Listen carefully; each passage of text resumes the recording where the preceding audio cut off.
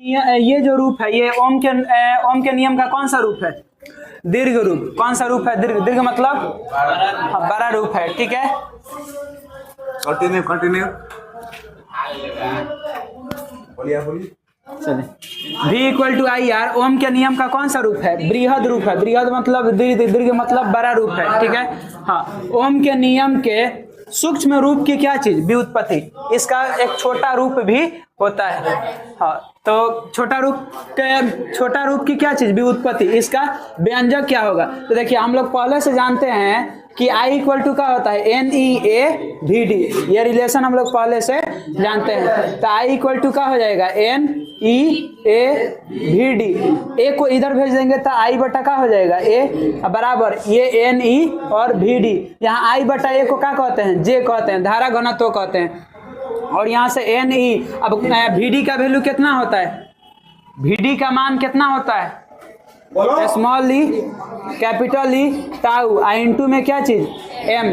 Small छोटका ई बड़का ई tau बटा में क्या चीज? एम।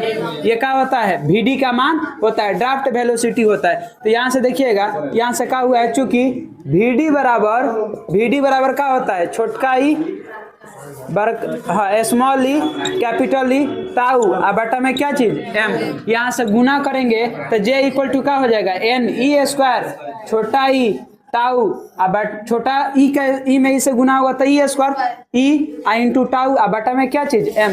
तो J इक्वल टू क्या हो जाएगा? यहाँ से इस NE² आई इंटू टाउ बटा में एम आई इंटू ई को क्या कर लेंगे? अलग कर लेंगे।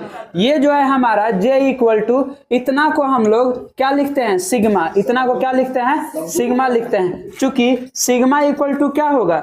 NE² टाउ बटा में क्या चीज? एम। तो यहाँ से J इक्वल टू क्या हो गया? सिग्मा इंटू ई। यहाँ पर सिग्मा को जहाँ सिग्मा जो है, जहाँ सिग्मा को क्या कहा जाता है? चालकता कहते हैं। चालक तार की